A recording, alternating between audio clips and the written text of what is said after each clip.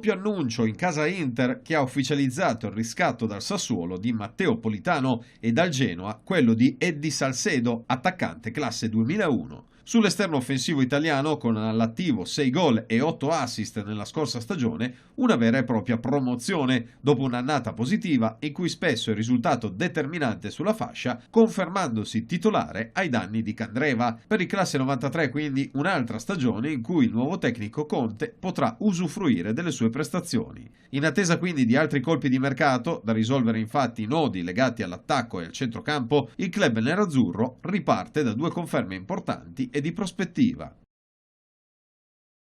Dopo il rinnovo ufficiale con l'Inter fino al 2023, Milan Skriniar viene considerato incedibile dalla società e dal tecnico Antonio Conte. Sul difensore però nelle ultime ore si sarebbe fiondato il Manchester United, che avrebbe proposto lo scambio con i nerazzurri per arrivare a Lukaku, una risposta decisamente inattesa dopo che la squadra meneghina aveva prospettato 2 scenari per arrivare all'attaccante belga, o lo scambio alla pari con Icardi oppure la cessione di Perisic più conguaglio in denaro. I Red Devils però cedono Lukaku soltanto in caso di 80 milioni di euro oppure scambiandolo con Skriniar, avendo una grande necessità di rafforzare la difesa. Nell'ultima stagione lo slovacco si è confermato su livelli di eccellenza e così continua ad essere particolarmente appetito a livello internazionale. Skriniar però ha deciso di sposare la causa interista e non ha alcuna intenzione di lasciare Milano.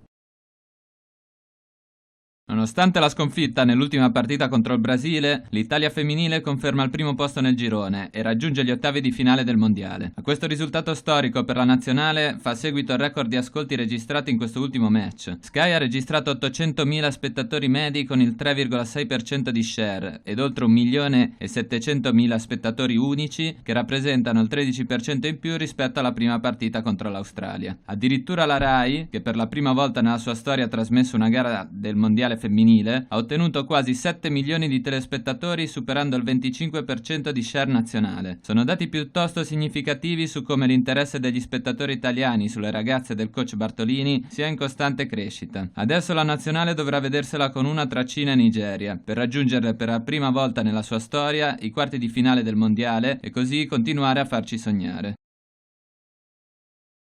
In Formula 1 il Gran Premio del Canada ha lasciato l'amaro in bocca ai tifosi e agli uomini della Ferrari. La penalizzazione, forse un po' troppo severa, comminata a Sebastian Vettel ha infatti impedito al ferrarista di trionfare nell'appuntamento di Montreal e dopo la richiesta di revisione alla FIA da parte della scuderia di Maranello non resta che aspettare.